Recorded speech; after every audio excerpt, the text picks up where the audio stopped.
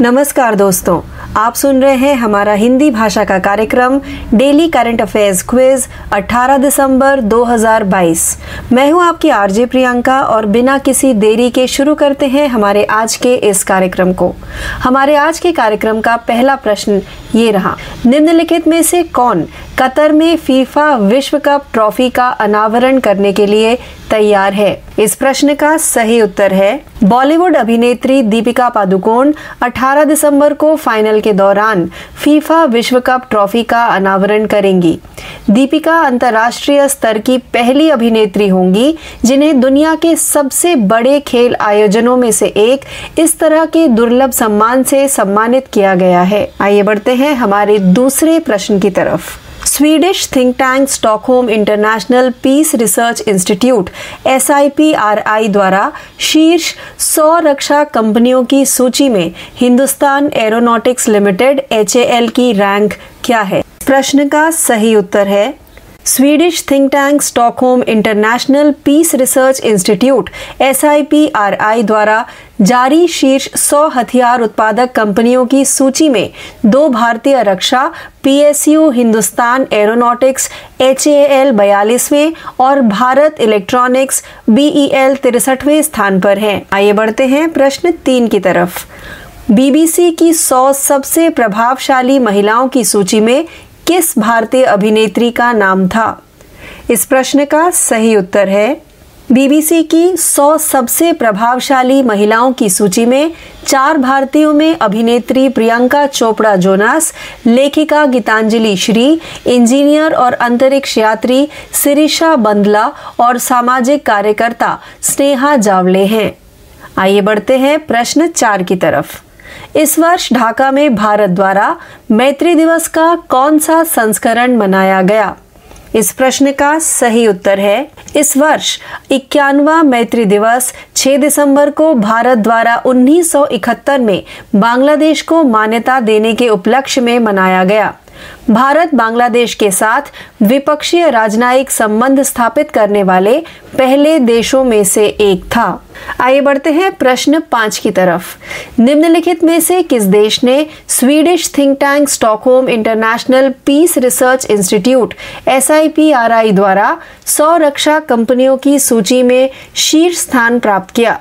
इस प्रश्न का सही उत्तर है Swedish think tank Stockholm international peace research institute SIPRI द्वारा जारी की गई शीर्ष 100 हथियार उत्पादक कंपनियों की सूची में अमेरिका 2021 में $299 बिलियन की हथियारों की बिक्री के लिए शीर्ष 100 में 40 कंपनियों के साथ सूची में भारी रूप से हावी है।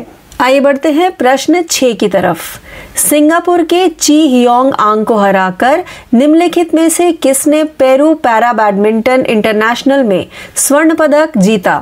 इस प्रश्न का सही उत्तर है वर्ल्ड नंबर 3 सुकांत कदम ने हाल ही में संपन्न पेरू पैरा बैडमिंटन इंटरनेशनल में सिंगापुर के ची हियोंग आंग को हराकर स्वर्ण पदक जीता।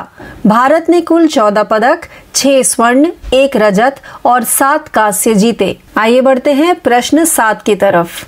सार्क चार्टर दिवस कब मनाया गया? इस प्रश्न का सही उत्तर है दक्षिण एशियाई क्षेत्रीय सहयोग संगठन सार्क चार्टर दिवस हर साल 8 दिसंबर को मनाया जाता है।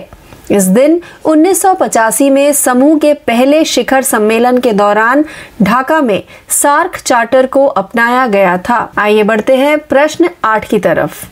निम्नलिखित में से कौन सी सर्च क्वेरी 2022 में भारत में गूगल पर शीर्ष ट्रेंडिंग सर्च थी? इस प्रश्न का सही उत्तर है गूगल के इस वर्ष के ईयर इन सर्च 2022 के परिणाम से पता चलता है कि इंडियन प्रीमियर लीग IPL 2022 में शीर्ष ट्रेंडिंग सर्च थी। इसके बाद कोविन और फीफा विश्व कप 2022 थे। आइए बढ़ते हैं प्रश्न 9 की तरफ। स्टार्टअप टेक ईगल के साथ साझेदारी में एशिया का पहला ड्रोन डिलीवरी हब और नेटवर्क निम्नलिखित में से किस राज्य में अनावरण किया गया था?